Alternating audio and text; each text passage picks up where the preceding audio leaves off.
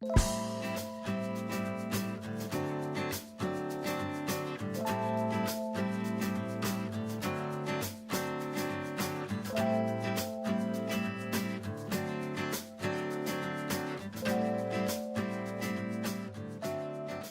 we were asked to do this vignette, we didn't really know that we were going to have any sort of theme.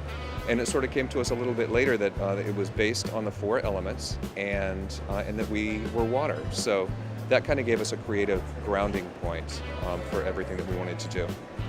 Most of our projects, we start and design a room and then fill in with artwork. This time we had the opportunity, working with the American Craft Council, to select the artwork first and build the space around it. And it was fun. It was an interesting challenge.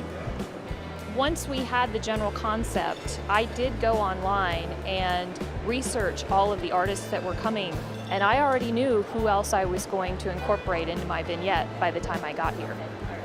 I was given air as my element. When I kept thinking about air, I'm obsessed with outer space. And since I'm a production designer, movies usually inspire what I do. And my favorite set design is 2001: A Space Odyssey. We chose Bruce Johnson's piece because we really love the color of the blue and the white, and the scale is really important to us, so this being a taller piece just worked out perfectly. First of all, we picked Kung because it was a literal interpretation of fire. We wanted to create this whole kind of campfire, fire pit, but in a residential setting.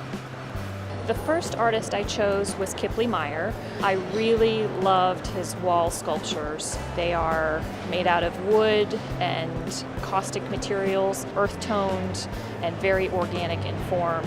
The first piece I chose was by Vicky Essig, and what I love about it is it's made of textiles, which look like they're blowing in the wind, plus it's framed with no back panel, so you look directly through it. Perfect for air. The nice thing about an exhibition like this is a lot of times people can feel overwhelmed by the variety, but here with these make room vignettes, it's really easy to see how you can place some of these pieces in your own home. People don't necessarily associate craft pieces with fine art. We try to bridge that gap by showing, yes, it can be a centerpiece in a really sophisticated interior. I'm really pleased with how the vignette looks. I think the artists are happy with how their pieces were showcased, and I hope the visitors enjoy it as well. This juxtaposition of the design world and a decades-old organization all about crafts is the perfect fit, because I design spaces for real people, which are functional, but to make them personal, you have to have something one of a kind and handmade. So they go hand in hand.